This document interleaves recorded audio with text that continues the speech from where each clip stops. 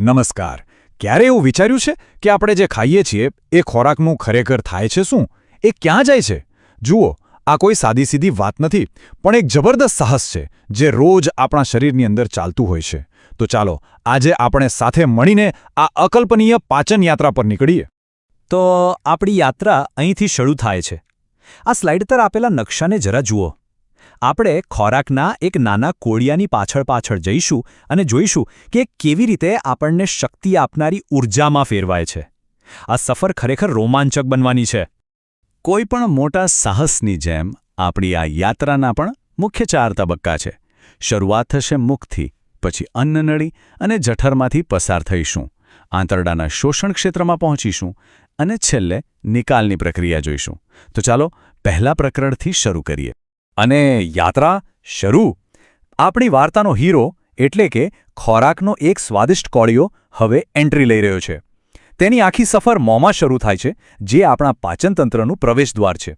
આ એક સામાન્ય ક્રિયા એટલે કે ખોરાકને મોંમાં મૂકવો, એને વૈજ્ઞાનિક ભાષામાં અંતઃગ્રહણ કહેવાય છે. આ માત્ર ખાવાની શરૂઆત જ નથી, પણ એક જટિલ પ્રક્રિયાનો સત્તાવાર આરંભ છે, જે આગળ જઈને આપણા આખા શરીરને શક્તિ આપશે.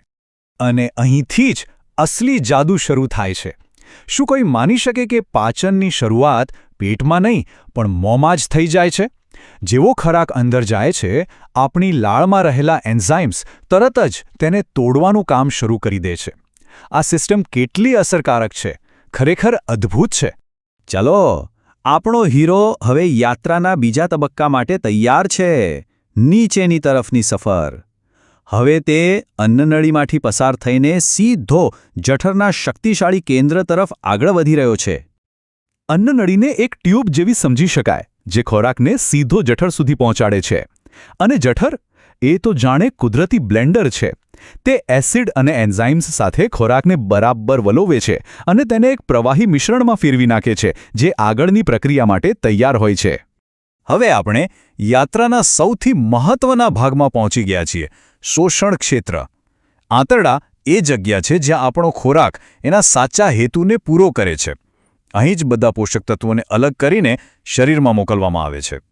જરા આ આંકડા પર નજર નાખો. 90%. આ કંઈ નાનો સૂનો આંકડો નથી. આનો મતલબ એ છે કે શરીરને જોઈતા લગભગ બધા જ વિટામિન્સ, મિનરલ્સ અને એનર્જી બધું જ નાના આંતરડામાં શોષાઈ જાય છે. એટલે કે એ આપણા શરીરનું પોષણનું પાવરહાઉસ છે, એમ કહી શકાય. કલ્પના કરો કે નાનું આંતરડું એક ખૂબ જ કુશળ સોર્ટિંગ ફેક્ટરી જેવું છે. તે ખોરાકમાંથી કામની બધી વસ્તુઓ એટલે કે પોષક તત્વોને અલગ પાડે છે અને તેને સીધા લોહીમાં મોકલી દે છે, જે આપણા શરીરના દરેક કોષ સુધી બળતણ પહોંચાડે છે. પણ આપણી વાર્તાનો આ હીરો એકલો નથી. તેની મદદ કરવા માટે કેટલાક ખૂબ જ મહત્વપૂર્ણ સહાયક પાત્રો પણ છે. આ એવા અંગો છે જે પડદા પાછળ રહીને આખી પાચન પ્રક્રિયાને શક્ય બનાવે છે. ચાલો તેમને પણ મળીએ. તો આ છે યકૃત અને સ્વાદુપિંડ. યકૃત ચરબીને પચાવવા માટે પિત્ત બનાવે છે અને સ્વાદુપિંડ કાર્બોહાઈડ્રેટ્સ અને પ્રોટીન માટે ખાસ પ્રકારના એન્ઝાઇમ્સ મોકલે છે. તેઓ એક પરફેક્ટ ટીમની જેમ કામ કરે છે, જેથી કોઈપણ પોષક તત્વ વેડફાય નહીં. આપણે અત્યાર સુધી માણસના પાચનતંત્રની વાત કરી, પણ શું પ્રકૃતિમાં રહેલા દરેક જીવ માટે આ પ્રક્રિયા એક સરખી જ હોય છે? જવાબ જાણીને કદાચ નવાઈ લાગશે. આ જ નકશા પર એક નાનકડી વિગત પર ધ્યાન આપીએ.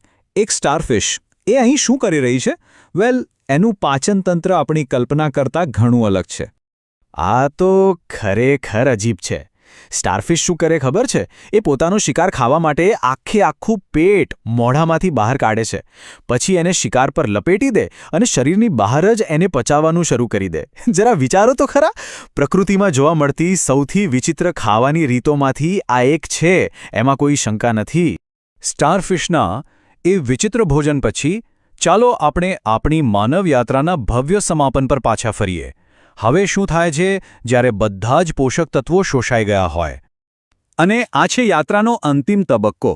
જે કંઈ પણ શરીરના કામનું નથી, તેને મોટા આંતરડામાં મોકલી દેવામાં આવે છે. આ શરીરની પોતાની સફાઈ પ્રણાલી છે, જે બિનજરૂરી કચરાને શરીરમાંથી બહાર કાઢીને આખી યાત્રાને પૂર્ણ કરે છે. તો આમાંથી આપણે શું સમજ્યા? ખોરાકનો એક સામાન્ય કોળિયો પણ એક અદ્ભુત પરિવર્તનમાંથી પસાર થાય છે. આ એક એવી જટિલ અને છુપાયેલી યાત્રા છે જે આપણને જીવંત રાખે છે, આપણને દોડવા ભાગવાની શક્તિ આપે છે અને આપણા શરીરને ચલાવે છે. એક સાદા કોળિયાથી લઈને શુદ્ધ ઊર્જા સુધીની સફર.